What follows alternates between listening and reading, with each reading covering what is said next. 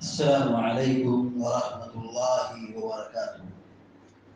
الحمد لله رب العالمين والعاقبة للمتقين والصلاة والسلام على أشرف الأنبياء والمرسلين نبينا محمد وعلى آله وصحبه أجمعين وبعد. فعن ابن عباس رضي الله تعالى عنهما أن سعد بن عبادة رضي الله تعالى عنه توفيت أمه وهو غائب عنها، فقال يا رسول الله صلى الله عليه وسلم إن أمي توفيت وأنا غائب عنها أينفعها شيء إن تصدقت به عنها؟ قال نعم. قال فإني أشهدك أن حائطي المخراف صدقة عليها. رواه البخاری. ابھی آپ کے سامنے بخاری شریف کی 2756 نمبر کی حدیث پڑھی گئی ہے. حضرت عبداللہ بن عباس رضی اللہ تعالی عنہما حدیث کے راوی ہیں، بیان کرتے ہیں کہ سعد بن عبادہ رضی اللہ تعالی عنہ گھر سے دور تھے، غائب تھے، سفر پر تھے، کہیں گئے تھے. اسی بیچ ان کی والدہ کا انتقال ہو گیا. توفیت امہ وهو غائب عنہا، گھر میں ماں کا انتقال ہو گیا اور سعد بن عبادہ رضی اللہ تعالی عنہ گھر میں نہیں تھے، غائب تھے. فقال یا رسول اللہ، اللہ کے نبی صلی اللہ علیہ وسلم کے پاس آئے. جب سفر سے واپس ہوئے تو اللہ کے نبی صلی اللہ علیہ وسلم کے پاس تشریف لائے اور کہا ان امی توفیت وانا غائب عنہا، دیکھو میری والدہ کا انتقال ہو گیا اور میں اس وقت گھر میں حاضر نہیں تھا. اینفعها شیء ان تصدقت به عنها، کیا میں اگر اپنی والدہ کی طرف سے صدقہ کروں تو کیا اس کا فائدہ ان کو پہنچے گا؟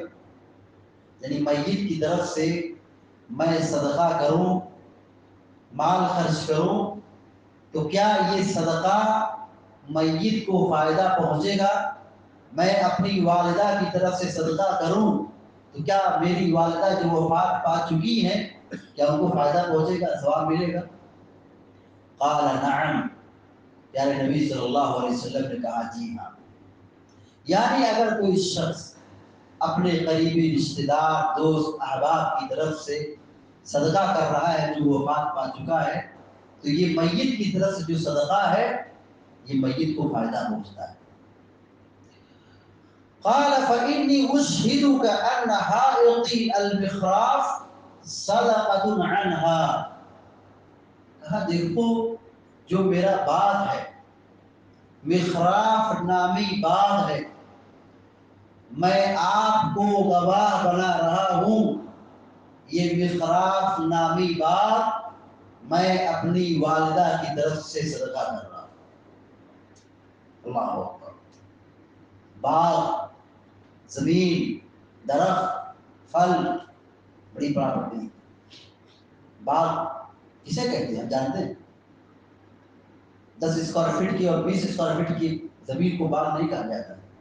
باغ جب کہا جاتا ہے تو ذہن میں بالکل واضح سی بات سمجھ آتی ہے کہ لمبی چوڑی زمین جس میں کچھ 20-25 درخت ہو پھل کے اور اس سے انکم ہوتا ہو، اور زمین کی قیمت، باغ کی قیمت، پھل کی قیمت، درخت کی قیمت.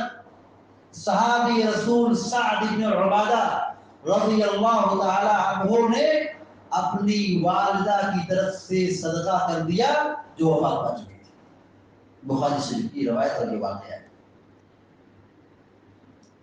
ماں باپ کا مقام بہت زیادہ ہے. ماں باپ کا اسلام میں ان کا مقام اور مرتبہ بہت زیادہ ہے. ایسا نہیں کہ ان کی عزت، ان کا احترام، ان کی اطاعت و پیروی یا ان کا حق ان کی زندگی میں صرف ہے. مرنے کے بعد بھی ماں باپ کا حق باقی رہتا ہے. وہ کیا حق ہے؟ بہت لمبا موضوع ہے.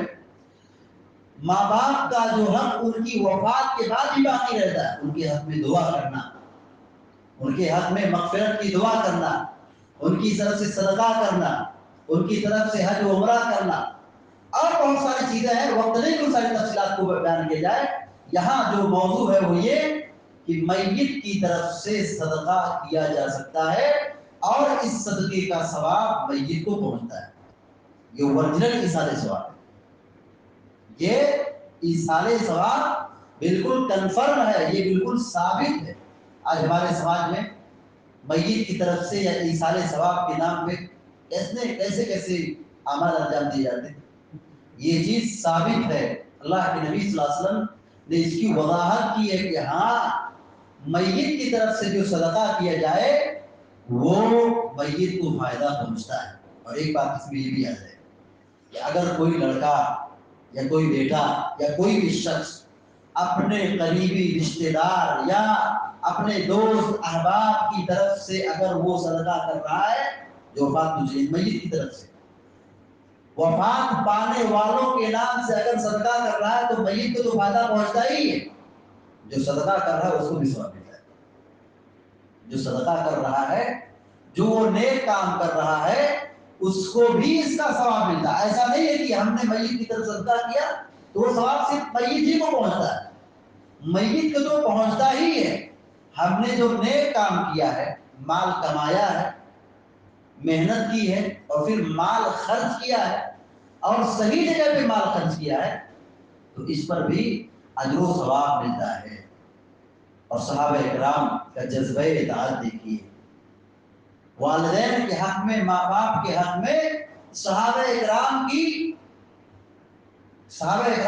کوشش اور ان کا جذبہ دیکھیے. صرف سوال یہ کیا کہ کیا میں میت کی طرف سے، اپنی والدہ کی طرف سے صدقہ کروں تو کیا فائدہ پہنچے گا؟ کہاں پہنچے گا. جب یہ چیز ثابت ہو گئی اور یہ جان لیا کہ ہاں ثواب پہنچتا ہے، میت کو فائدہ پہنچتا ہے، فوراً اللہ کے نبی صلی اللہ علیہ وسلم کو گواہ بنائے گا. مخراف نامی جو میرا باغ ہے، اے اللہ کے نبی صلی اللہ علیہ وسلم میں آپ کو گواہ بنا رہا ہوں، وہ میں اپنی والدہ کی طرف سے صدقہ کر رہا ہوں. وہ پراپرٹی، وہ درخت، وہ پھل، وہ زمین، وہ باغ میں نے اپنی والدہ کی طرف سے صدقہ کر دی. وہ وقف ہے. اس سے ہم صحابہ کرام کا جذبہ دیکھ سکتے ہیں کہ صحابہ کرام اپنے ماں باپ کے لیے کتنی قربانی دیتے تھے، یا جو وفات پا چکے ہیں ان کے حق میں کس قدر صدقہ اور خیرات کرنے کے لیے بڑی طلب رکھتے تھے. لہذا ہم سب کی یہ ذمہ داری بنتی ہے کہ ہم مال کمائیں، مال جمع کریں اور ساتھ ہی ساتھ اگر ماں باپ زندہ ہو تو خوب ان کی قدر کریں، اور جب ان کی وفات ہو جائے تو پھر ان کی طرف سے صدقہ اور خیرات کرنا نہ بھولیں. اپنے مال کا صحیح استعمال کریں اور ان کی طرف سے صدقہ اور خیرات کرتے رہیں. یہ ہم کو بھی فائدہ پہنچے گا اور جو وفات پا چکے جن کی طرف سے صدقہ کیا جا رہا ہے، چاہے ماں باپ ہو، چاہے رشتے دار ہو، چاہے کوئی بھی شخص ہو، چاہے دوست ہو، احباب ہو، رشتے دار ہو، کسی بھی طرف سے میت کی طرف سے اگر صدقہ نکالا جائے یہ ثواب پہنچتا ہے. اللہ تعالیٰ ہم سب کو نیک عمل کرنے کی توفیق عطا فرمائے اور اپنے مال کی حفاظت، اور جو ہم میں سے رخصت ہو چکے ہیں ان کے حق میں ہم مغفرت کی دعا کریں. ہمیں یہ توفیق دے. اور اگر ہم اللہ رب العالمین اگر ہم نے ہمیں نوازا ہے تو ہم اپنے فوت شدہ لوگوں کی طرف سے صدقہ کریں. اللہ تعالیٰ ہمیں اس کی توفیق دے. آمین یا رب العالمین. اقول قولی هذا واستغفر الله لي ولكم ولسائر المسلمين فاستغفروه انه الغفور الرحيم. وصلى الله على نبينا محمد وسلم تسليما كثيرا. السلام عليكم ورحمه الله